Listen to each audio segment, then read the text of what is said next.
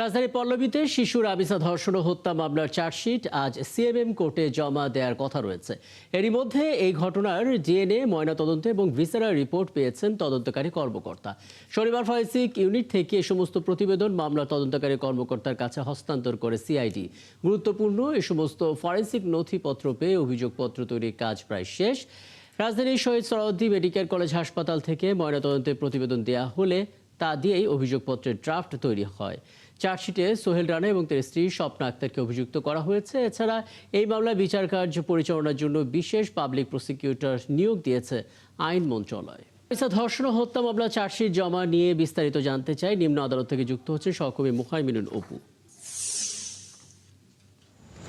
অপু, আরও এক মিনিট জানাবেন, চার্জশিট জমা দেওয়ার কথা রয়েছে আমরা বলছি, কটা নাগাদ সেটা হতে পারে? এখন পর্যন্ত তদন্ত কর্মকর্তারা আদালতে পৌঁছেছেন কিনা, কি তথ্য আছে আপনার কাছে?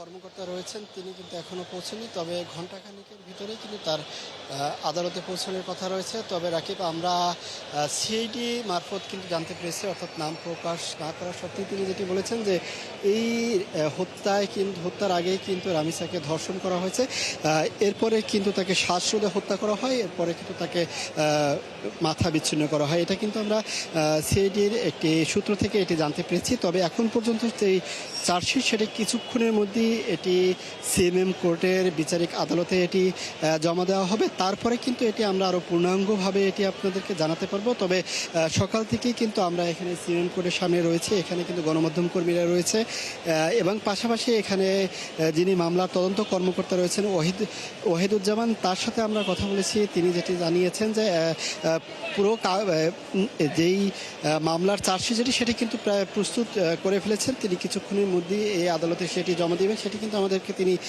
নিশ্চিত করেছেন যে 19শে মে কিন্তু রামিসাকে হত্যা করা হয়, তার আগে কিন্তু ধর্ষণ করা হয় এবং পরে কিন্তু তার মাথা বিচ্ছিন্ন করা হয়।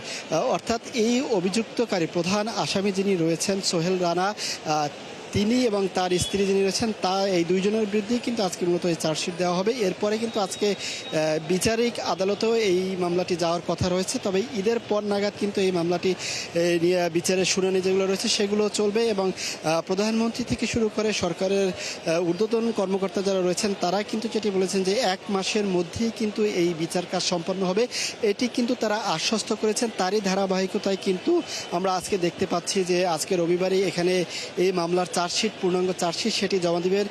গতকাল সিআইডি থেকে কিন্তু মামলার তদন্তকারী যিনি এসআই রয়েছেন পল্লবী থানা, তার কাছে কিন্তু এগুলো জমা দেওয়া হয়। অর্থাৎ তার ডিএনএ, এই রামিসার ডিএনএ টেস্ট এবং ময়নাতদন্ত রিপোর্ট এবং ভিসেরা রিপোর্ট সেগুলো কিন্তু ইতিমধ্যে পুলিশের হাতে পৌঁছেছে এবং সেগুলো তারা পর্যালোচনার পরে তারা কিন্তু সেটি প্রস্তুত করেছে এবং কিছুক্ষণের মধ্যে তারা এই সিএমএম কোর্টে এসে এটি কিন্তু তারা জমা দিবেন। এর পরবর্তীতে কিন্তু এখানে আমরা আইনজীবীদের সাথেও কথা বলার চেষ্টা করব এবং তখন কিন্তু রাকিব আমরা এই মামলার বিস্তারিত আমরা জানতে পারবো। এবং আপনি বলছিলেন কিছুক্ষণ হতে পারে, সেটা ঘণ্টাখানেক, এবং আপনি তো আছেনই, আপনার মাধ্যমে নিশ্চয়ই সিএমএম আদালতে সেই চার্জশিট দাখিল হলে সেটার আরও আপডেট জানতে পারবো। সহকর্মী মুহাইমিনুল অপু যুক্ত হয়েছিলেন, সিএমএম আদালত থেকে বলছিলেন।